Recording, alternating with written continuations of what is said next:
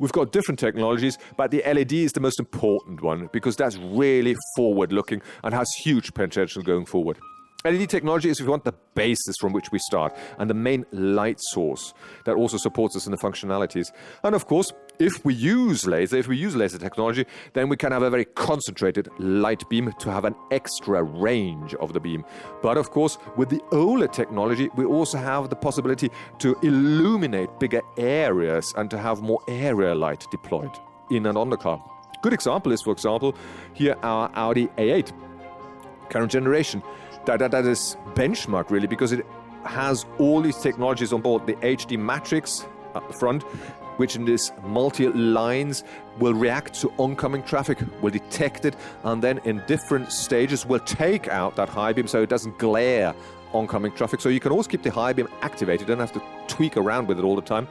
And same as I say, you don't dazzle anybody up front or oncoming traffic. Great easing of the work of the driver. Then we've got these functions of detecting pedestrians, and of course with the laser light you double the range of the beam, which is, I can tell you, a simple joy of going on a long cross-country road with this huge beam up front. And of course with the old technology in the rear, it's nicely rounded out where you can have these great light scenarios. Light scenarios don't really just look good, but also add to the safety aspect.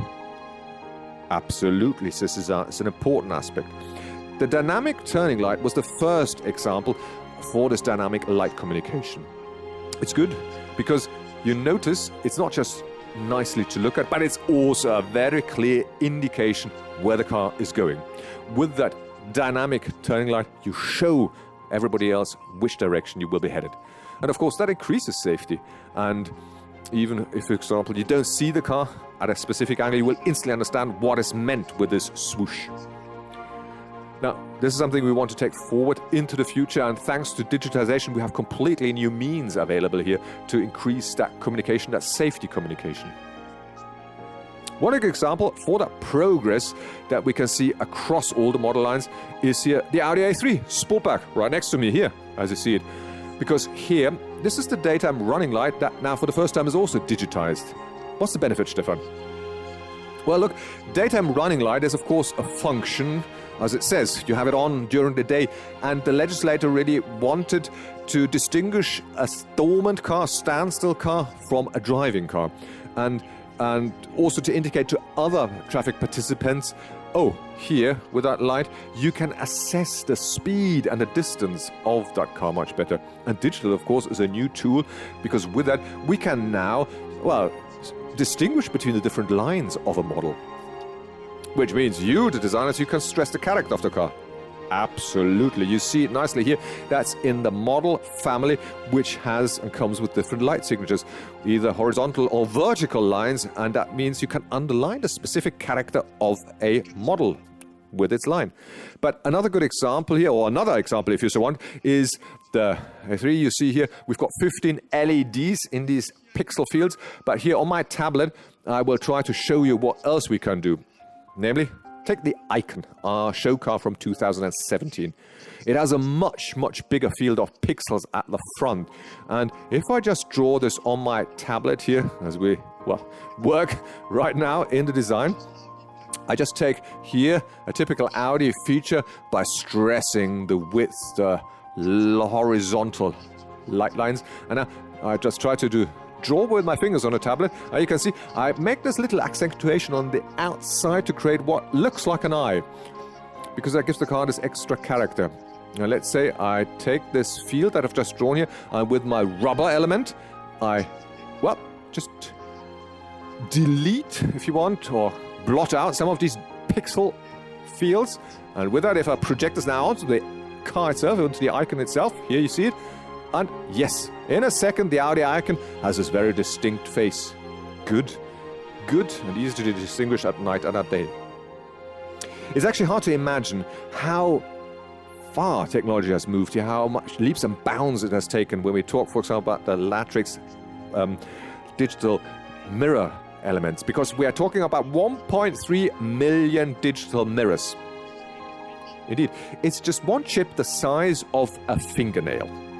and that contains 1.3 million tiny little pixels that flap up to 5,000 times per second. And with that, they can project a video onto your road. We go with high performance LEDs into that or onto that chip, and with that, you then, as I say, you can have a black-white video projected onto the road in front of you in real time. Wow. But this is not just a matter of art. This has a very specific and dedicated function. Right, indeed. We see also, of course, the potential to offer something new here, and that is that when you lock or unlock the car, you can project that stage to the car. You can project it to the wall up front or onto the road, and what we call, well, we already can have 5 different dynamic light scenarios with the e-tron.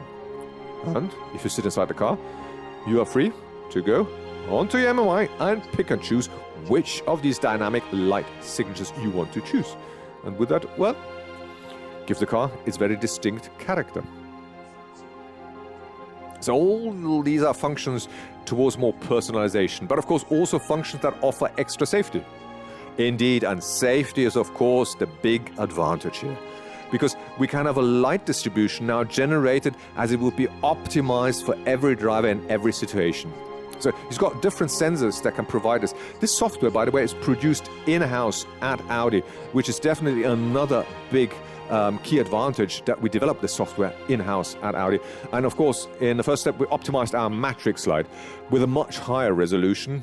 The previous one was just maximum 100 pixel or 100 LEDs, and now we've got 1.3 million. That's a huge step forward, which means you can have a much better anti-dazzle effect. Or here, take the lane light as you head onto the motorway that will illuminate your dedicated lane, and then with the orientation light, it will also tell you where are you inside your lane, far to the left or to the right, and this light will adjust according to your drive situation. If you change lane, for example, your lane light will lock, so to say, onto the new lane, and at the same time, other vehicles also on the road will not be dazzled. This carpet, as we call it, this light carpet, will be shortened so that nobody will be dazzled or glared.